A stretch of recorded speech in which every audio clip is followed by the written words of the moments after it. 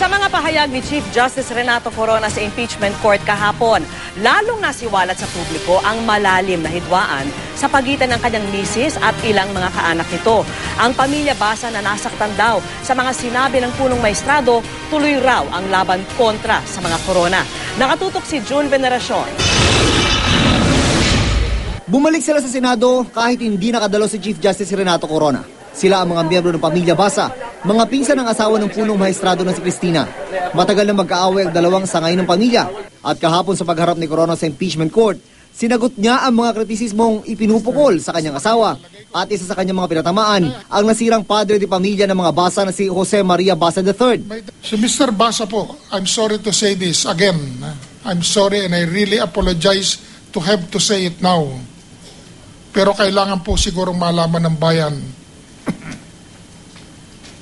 Wala naman po siyang trabaho eh. Buong buhay naman niya spoiled brat po eh, anak mayaman. Tuwing may kailangan po, takbo kay mama, kay Lola Charing, hingi ng pera. Pag walang pera yung matanda, sige, benta kaliwat kanan, benta kaliwat kanan. Ilan po bang anak niyang pinaaral? Siyam po ang anak ni Mr. Jose Basa. Wala naman po siyang trabaho.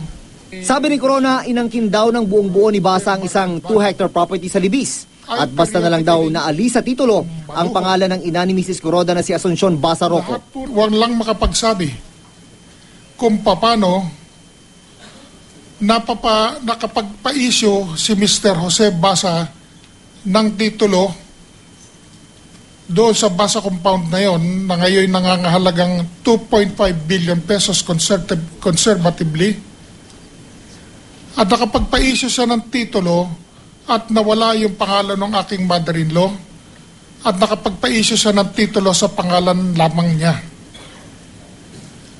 Yan po ang isang napakalaking dahilan diyan sa hidwaan ng pamilyang yan. Kaya malala kung makikita po ninyo bakit may mga kaso mahigit na 30 years na pong pending dyan sa RTC ng Manila. Dahil nga po dyan sa matinding samaan ng loob. Dahil dyan sa Basa compound niyan sa Libis. Nawala na lang po ang kalahating share ng mother-in-law ko. Sagot ng mga pinsan ni Cristina, wala raw sa orihinal na titulo ng lupa sa Libis ang pangalan ng ina ni Mrs. Corona. Nasaktan daw sila sa sinabi ni Corona. Nakakapaganta ka nga pag sinasabi niyang walang trabaho ang tatay ko. He's a farmer. Doesn't mean that's a job. Yung mga magsasaka na working hard, it's a job to provide for their family. And that's a job. And he provided very well for us. Lumabas noon sa impeachment hearing ang gulo sa pamilya ng kanyang misis at ng mga Basa na Basa Guidote Enterprises Incorporated o BGEI. Kumpanyang nabili ng anak ni Corona na si Carla sa halagang 28,000 pesos. Kahit pa meron itong asset na mahigit 34 million pesos sa bangko na napagbentahan ng lupa sa Maynila. Ay grasasama daw ng loob ni Corona, ang asawa niya ang lumalabas sa masama gayong kabaliktaran daw ang totoo. Sa statement ng anak na si Carla na kanyang binasa sa korte, sinabi nitong dihado daw sila dahil hindi nabayaran ng danyos sa napanalunang libel case ng ina laban sa mga Basa na umalis ng bansa para umano hindi makulong.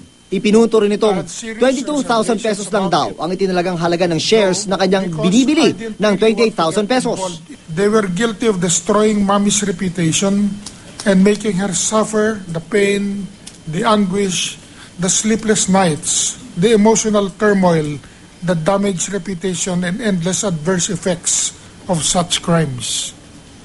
No compensation, in fact, is sufficient to pay for their crime. In order to be fair to everybody,